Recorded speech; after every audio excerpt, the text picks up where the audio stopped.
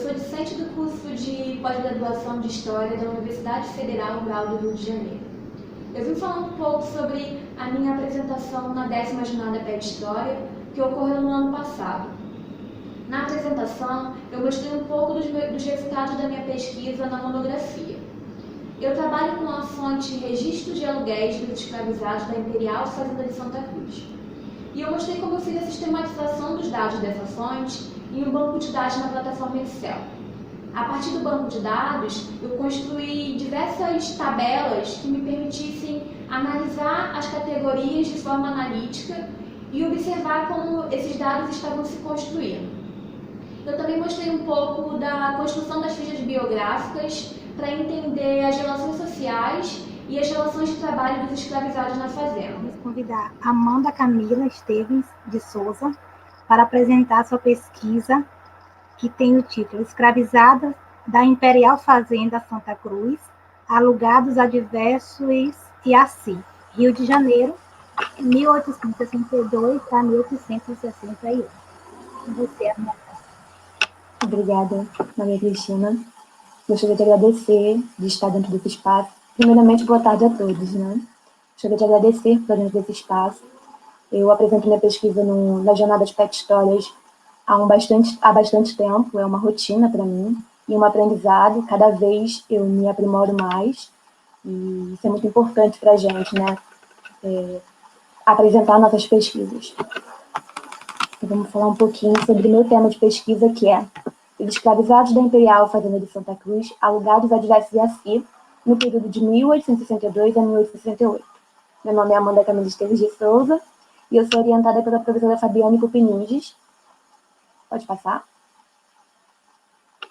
Então tá. Vamos começar. Primeiro eu vou falar um pouquinho sobre a Fazenda de Santa Cruz.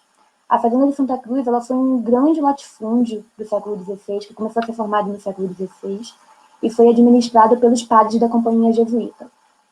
A Fazenda de Santa Cruz ela representava com as suas 10 léguas de quadras o que hoje é, por exemplo, o bairro de Santa Cruz, parte do município de Barra do Piraí, Itaguaí, Mendes, Nova Iguaçu, Paracambi, Engenheiro Paulo Frotin, Piraí, Rio Claro e Volta Redonda. Vocês podem perceber pela minha fala, por todos esses espaços geográficos que eu circulei aqui, que a Fazenda de Santa Cruz ela era enorme. Era realmente um grande latifúndio. E os padres jesuítas eles foram donos de terra e também de homens, o que representava um grande poder na sociedade do século XIX e também dos séculos anteriores. Os jesuítas eles foram expulsos da Fazenda de Santa Cruz em 1850 e 1759. E a fazenda passou a ser administrada pelo vice-reinado, né? Então ela passou a ser a Fazenda de Santa Cruz, a Real Fazenda de Santa Cruz. E logo depois ela passou para a administração do Império, em 1822, e foi administrada na figura de diversos administradores até 1889. Então a gente percebe que a Fazenda de Santa Cruz, além de ser um grande latifúndio rural, e uma grande estrutura de poder durante todos esses séculos, ela também teve uma administração muito ampla, que pode ser colocada no período jesuítico, período real e período imperial. Mas o meu objeto de pesquisa não é em si a Fazenda de Santa Cruz e o seu grande latifúndio, e até mesmo as suas administrações, da história dos grandes homens e eventos, e tenho como objeto principal de pesquisa os escravizados.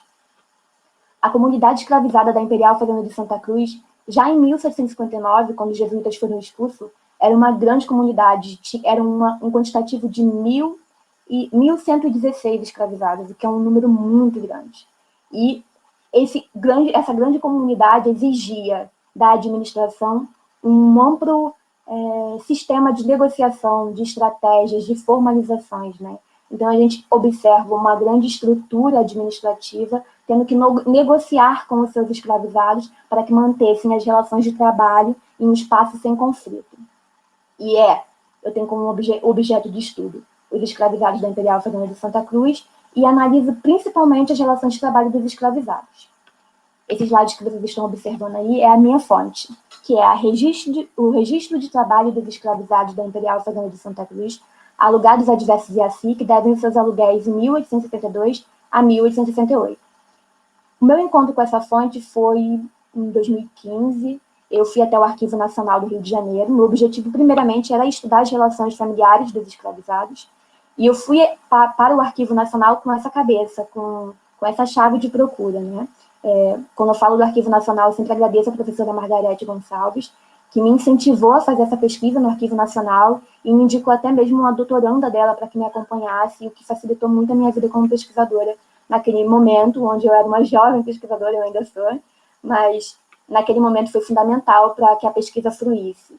E aí, chegando lá, eu encontrei o Registro do Trabalho dos Escravizados, que era um livro com 300 páginas, um livro manuscrito do século XIX, 300 páginas, e a minha primeira ação foi digitalizar todas aquelas páginas e depois eu comecei a fazer uma leitura da fonte. E pensar em qual seria o meu problema de pesquisa que eu iria analisar, né? Eu sempre quis analisar os escravizados e cheguei às relações de trabalho deles. E aí, com essa fonte manuscrita do século XIX, uma fonte seriada, uma fonte massiva, com diversas informações fragmentadas, eu comecei a pensar o meu problema de pesquisa. E pensar o meu problema de pesquisa me levou para as relações de trabalho dos escravizados, as relações de trabalho de aluguel, o que é um pouco diferente, porque os escravizados alugados, eles tinham senhores, eram ligados diretamente ao senhor, mas eles também eram ligados a diversos locatários, né? Então, eles tinham uma relação senhor e escravizado um pouco diferente, porque ampliava para muitos caminhos. Então, eu fui analisar um pouquinho da história dos escravizados alugados, mas principalmente o que me vinha à cabeça é que eu não conseguia entender como esse sistema se organizava, como estava organizada as relações de trabalho de aluguel. Então, eu me voltei para a fonte e pensei que analisar a fonte, entender como aquela fonte estava organizada, me indicaria, me daria rastros e pistas para entender as relações de trabalho de aluguel na Fazenda de Santa Cruz. E foi o que eu fiz. Quando eu me voltei para a fonte como um problema de pesquisa, tudo que tinha nela se fez muito importante. Por exemplo, até mesmo analisar o fundo onde eu encontrei essa fonte. As fontes da Fazenda de Santa Cruz, elas têm um fundo próprio no Arquivo Nacional e os registros de trabalho dos escravizados, eles estão no dossiê Alugados Adversos, o que já me dá uma indicação de que o aluguel de escravizados na Fazenda de Santa Cruz era sedimentado, né, tinha uma ampla estrutura, até mesmo ao ponto de, no Fundo Nacional da Fazenda de Santa Cruz, ter um dossiê somente para o trabalho alugado dos escravizados.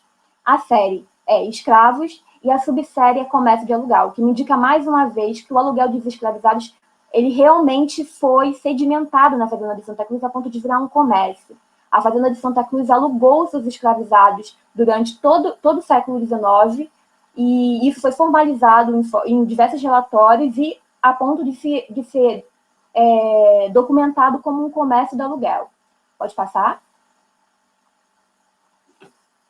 Essa é a fonte, esse é o meu livro que eu trabalho, é o livro Registro do Trabalho dos Aluguéis. Vocês podem perceber, eu separei duas fotos, porque essas duas fotos, elas se complementam, né? Aqui eu consigo ver todos os dados para cada um escravizado, e aí esses dados se repetem em cada folha, então eu analiso de duas em duas. E nós temos as categorias da fonte do registro de aluguéis, que eu transformei em categorias analíticas. Então, eu sempre trabalhei a partir das fontes, a partir das categorias, dos campos nominativos de cada fonte. E o livro tem 300 páginas, então cada escravizado vem, o trabalho de cada escravizado vem em uma página dessas. Pode seguir? Essa é a forma como eu optei por trabalhar com a minha fonte, né? Como eu disse, é uma fonte manuscrita, um livro de 300 páginas, com diversas informações. Então, a forma de eu conseguir observar essa fonte como um todo, de observar o que ela estava me informando, quais eram os seus quantitativos, quais eram os seus campos de análise, foi transformar os dados dessa fonte em um banco de dados nominativo na plataforma do Excel. E aí, aqui está o meu banco. Demorei um tempo para passar todas as informações. Foi um trabalho árduo e que ainda continua, né? Porque eu tenho sempre que estar voltando ao banco, transformando e renovando esses dados, consertando algumas coisas. E organizando ele para facilitar a minha pesquisa no banco e também na escrita. Pode seguir. Aqui está os campos da fonte, os campos da minha fonte que eu analisei como categoria analítica. Então, a gente tem os campos de época do aluguel, que significa quando o escravizado foi alugado, o nome dos escravizados, que aqui vem todos os nomes dos escravizados, em cada 2 folhas daquelas que eu mostrei para vocês no slide anterior, a classe de ofício, e aqui fica as especializações dos escravizados, as ocupações, suas relações de trabalho, que são muitas. Eu tenho um número de 34 ocupações nomeadas dentro do banco de dados, o nome de quem alugou, então aqui eu tenho as informações dos alugadores, dos senhores alugadores, o preço do aluguel, para cada classe de ofício e para cada escravizado, o que difere muito é que os preços nunca são dados. Às vezes, uma mesma classe de ofício tem aluguéis diferentes, preço de aluguéis diferentes. Por exemplo, tem alguns que são alugados diariamente, mas também tem os que são alugados mensalmente, também são os que são alugados de 6 em 6 meses. Então, a fonte é muito diversa. O nome dos fiadores, porque o aluguel dos escravizados ele exigia como, para o contrato, um fiador, né? Uma relação de confiança que, se nem o escravizado, se ele alugasse a si próprio, e nem o alugador pagasse, o fiador arcaria com essas dívidas e pagaria. Então, aqui a gente tem uma relação de confiança na personagem dos fiadores. A época de vencimento, que era quando os escravizados eram recolhidos das relações de trabalho. As observações. Nessas observações eu consigo observar, por exemplo, a questão do pagamento, como foi feito o pagamento, ficou as dívidas, mas também consigo observar estratégias, negociações, fugas, acesso ao hospital, acesso à folga. Então, a categoria de observações é muito importante para mim entender as relações sociais desses escravizados e suas redes de relação com alugadores e fiadores. A categoria da dívidas, que é onde eu observo como acontecem os pagamentos, e se é mensal, se é de 3 em 3 meses, de 6 em 6 meses, e os pagamentos em si, né? Às vezes, dependendo do grau de poder de cada alugador ou fiador, os pagamentos eram feitos também de forma muito diferente. Por exemplo, um escravizado poderia ficar alugado durante 6 meses e o pagamento era feito somente no final. O que não ocorria, por exemplo, se um escravizado fosse alugado a si, onde era exigido que o pagamento fosse feito mensalmente para a cobrança dos aluguéis na Fazenda de Santa Cruz. Pode passar. Aqui está uma tabela, que é a tabela 1, que foi a forma como eu trabalhei com esses dados. E aqui vocês percebem que eu mostrei para vocês a fonte, o livro mesmo, a fonte, a forma como eu optei por conseguir observar a fonte como um todo, que é o banco de dados, e do banco de dados eu passei para as tabelas, que foi a forma como eu optei por escrever, por colocar isso na minha escrita, na minha narrativa durante a monografia. Eu trouxe algumas tabelas para vocês, não todas, mas aqui eu tenho a tabela 1, que é a época do aluguel de escravizados, a época do aluguel dos escravizados da Imperial Fazenda de Santa Cruz, de 60 a 68. Então, eu peguei todos os dados que estavam na categoria época de aluguel dos escravizados e construí uma tabela anual e uma tabela mensal. Então, aqui a gente consegue observar os quantitativos para cada mês e para cada ano. Por exemplo, eu sei que em janeiro a gente teve, em 1863, 28 aluguéis de escravizados. Em 64, 34. E aí a gente vai observando essas mudanças no quantitativo de aluguéis, né? E pensar esses dados foi uma das propostas que eu coloquei na monografia e ainda estou pensando para, por exemplo, pensar o que acontece, né? Se os aluguéis aumentam, se os aluguéis diminuem, se eles estacionam, por que em 1862 a gente teve 22 aluguéis e em 68 a gente teve uma queda. Então, todos esses dados, todos esses quantitativos me ajudam a pensar a estrutura do aluguel dos escravizados na Fazenda de Santa Cruz. Pode passar para a próxima tabela. E aqui eu tenho a tabela 2, que é o número de classes de ofícios, divididos por ocupações dos escravizados e separado pelo sexo dos escravizados. Então, a gente vai observar, por exemplo, que na categoria classe de ofício eu tenho uma divisão entre os ofícios especializados, as esquadras de serviço e as esquadras de reserva. Nos ofícios especializados, eu tenho 15 ocupações. Nas esquadras de serviço, 10. Nas esquadras de reserva, 10 também. E aí a gente observa que nos ofícios especializados, eu tenho 61 escravizados do sexo masculino e 16 mulheres do sexo feminino. Então, a gente observa que nos ofícios especializados, em sua maioria, quem está ocupando esses ofícios são os escravizados do sexo masculino. Então, a gente observa aqui uma diferença, né? Porque as esquadras de serviço e as esquadras de reservas estão sendo ocupadas, por maioria, mulheres. E aqui a gente observa que as relações de gênero acontecendo, né? Porque os ofícios especializados, eles exigiam algum saber técnico. Então, os escravizados passaram por oficinas, passaram por diversas especializações. Enquanto as esquadras de serviços e as esquadras de reservas eram trabalhos voltados para um serviço mais grosso dentro da Fazenda de Santa Cruz e dentro das fazendas vizinhas, como, por exemplo, o serviço da lavoura, desobstrução de obras e obras públicas. Então, aqui a gente observa que as mulheres estão sendo colocadas nos serviços mais pesados, enquanto os homens estão sendo colocados nos serviços que exigiam mais técnico, mais saber técnico. Então, a gente tem uma grande diferenciação de relações de poder até mesmo nas relações de trabalho dos escravizados. Pode passar? Então, eu mostrei essas duas tabelas para vocês observarem como eu fui trabalhando os dados do meu banco de dados, né? Foi uma forma de eu quantificar, por exemplo, quantos escravizados eu estava trabalhando, quantos eram homens, como estavam divididos nas suas relações de trabalho, que classes de ofícios eram essas, né? Foi uma forma que eu encontrei para olhar a fonte como um todo, para saber o que aquele livro me dava.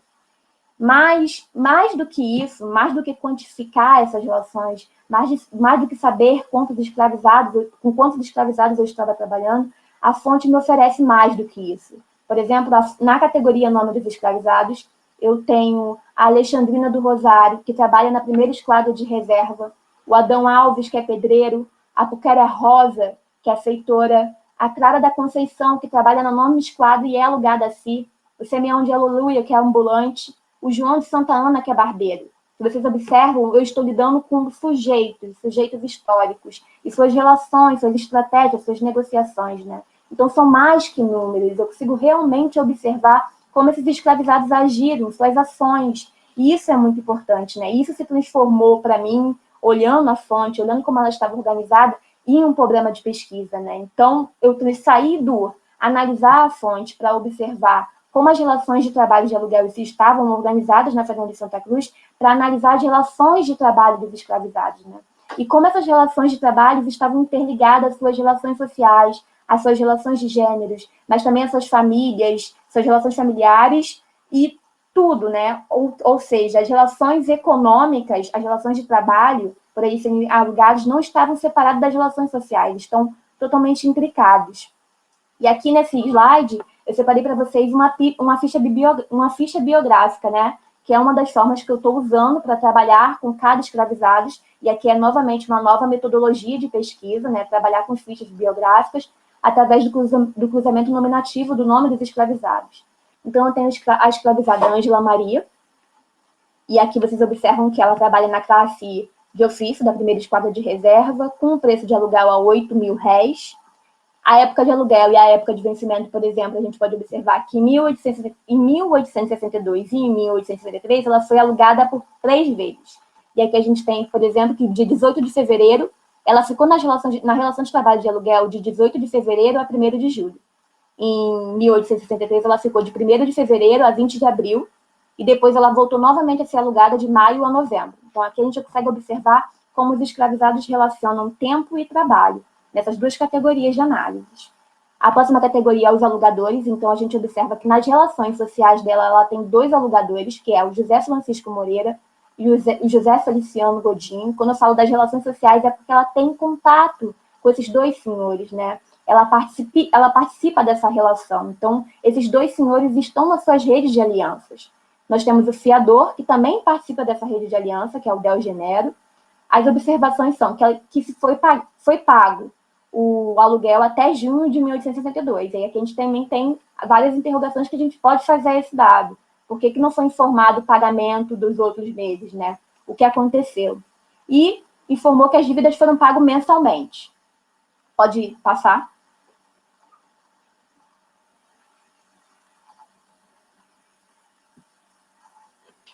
Pode passar. Vocês observaram que lá eu analisei o registro de trabalho, que é a fonte que eu estava mostrando para vocês anteriormente. Aqui eu já vou passar para um cruzamento nominativo nos registros paroquial de batismo. Então, através do nome da Ângela Maria, que eu peguei nos registros de trabalho, eu cruzo com os registros, com o meu banco de dados, que tem os registros paroquial de batismo do curato da Fazenda de Santa Cruz. Então, o que eu observo quando eu acompanho a trajetória da Ângela Maria nesses dois bancos de dados? Eu observo que no dia 31/8/1862, na paróquia da Igreja de Santa Cruz, foi batizado o Inocente Eusébio, que nasceu no dia 24/8/1862, de um estado matrimonial legítimo. O nome do pai era Manuel Graciano, que tinha condição jurídica de escravo, e era propriedade da Imperial Fazenda de Santa Cruz. O nome da mãe é a Ângela Maria, que tinha condição jurídica também de escrava, e era propriedade da Imperial Fazenda de Santa Cruz. Então, vocês observam que eu encontrei a Ângela Maria no registro paroquial de batismo, e ela tendo um filho, o Eusébio, em um estado matrimonial legítimo, casada com o escravizado Manuel Graciano. Padrinhos e madrinhas também estão aqui, então eu tenho mais nomes no qual eu posso fazer minha pesquisa nominativa, mas eu vou me manter no nome da Ângela Maria. Mas agora eu observei que ela é casada, ela teve um filho legítimo, um estado matrimonial legítimo. Então, o Manuel Graciano teve uma relação familiar com a Ângela Maria. Então, ele é importante para o meu cruzamento nominativo. Pode seguir? Então, o que eu fiz, eu joguei o nome do Manuel Graciano no meu registro de trabalho, no meu banco de dados do registro de trabalho. E o que eu observo? Que o Manuel Graciano também era um escravizado alugado na Fazenda de Santa Cruz. Ele ocupou duas classes de ofícios, de carpinteiro e de pedreiro. O preço do aluguel dele foi de R$ 1.500 diário. O aluguel era pago diariamente. E ele foi alugado em 1866 duas vezes.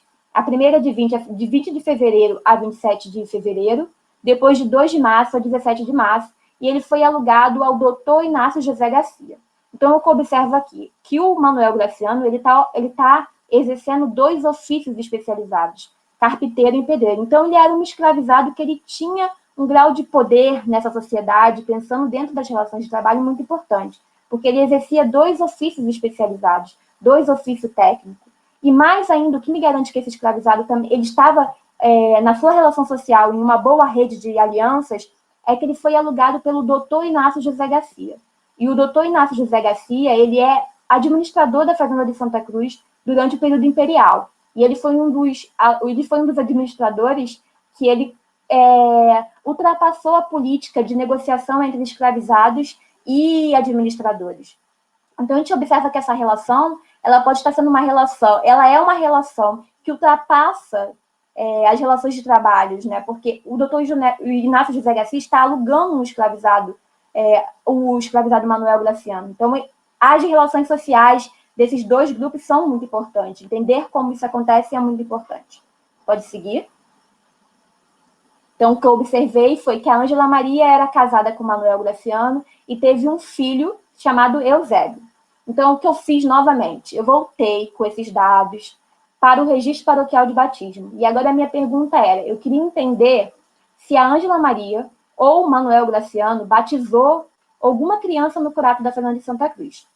O Manuel Graciano ele não batizou nenhuma criança no curato, mas a Ângela Maria ela batizou 2 crianças. Aqui eu separei somente uma, que foi o batizado Eduardo, filho inocente, e que era filho natural de Ana, que era escravizada e era proprietária da Dona Maria Joaquina Guedes. E aqui a gente tem que observar o seguinte, que a Dona Maria Joaquina, a Ângela Maria, ela está tendo uma relação social com uma escravizada, que é a Ana, que não é da Fazenda de Santa Cruz. Ela é propriedade da Dona Maria Joaquina Guedes. A Dona Maria Joaquina Guedes é uma alugadora de escravizados, né? O nome dela, eu consigo encontrar o nome dela também nos registros de trabalho, né? Alugando escravizados. Então, aqui a gente observa esses cruzamentos de relações. E aqui eu optei por analisar com vocês essas relações sociais, né? Indo das relações de trabalho para as relações familiares e para as relações de apadrinhamento. Mas eu também poderia analisar as estratégias. Por exemplo, eu tenho escravizados que fogem dentro do meu banco de dados, tenho escravizados que acessam ao hospital, e observar como essas trajetórias aconteciam me permite entender essas relações de trabalho, como elas sedimentaram a Fazenda de Santa Cruz, né? Mais do que uma estrutura de trabalho, eu entendo as relações sociais desses escravizados e como eles agiriam. Eu acredito que isso é muito importante para entender as relações de trabalho no final do século XIX, né? Para a gente entender como aconteceu esse processo de abolição, como essas relações de trabalho foram mudando e qual era o valor desses escravizados quando eles pensavam no trabalho. Aqui a gente observa que esses escravizados estão usando o trabalho como forma de estratégia. Eles estão ampliando suas redes de relações, eles estão casando entre si, eles estão se apadrinhando, eles estão desenvolvendo relações com fiadores e alugadores. E é um pouco disso que eu estou fazendo na minha pesquisa, que eu fiz na monografia, analisando os dados quantitativos de forma realmente com tabelas, mas também agora analisando as relações de trabalho através da ficha biográfica e do cruzamento nominativo.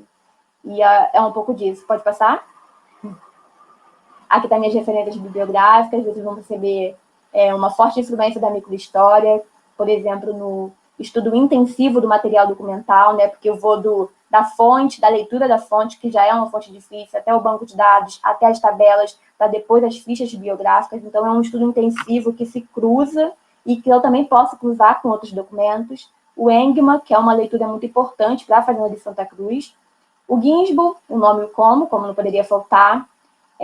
A Fivelara, que tem uma crítica muito importante, que ecoa sempre na minha cabeça. O Levi, não estou conseguindo ver. A professora Fabiane, que é a minha orientadora e que está sempre me indicando os caminhos para que eu possa construir essa análise.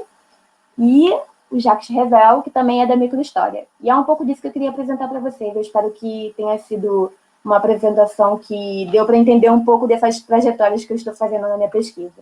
Obrigada, e é isso.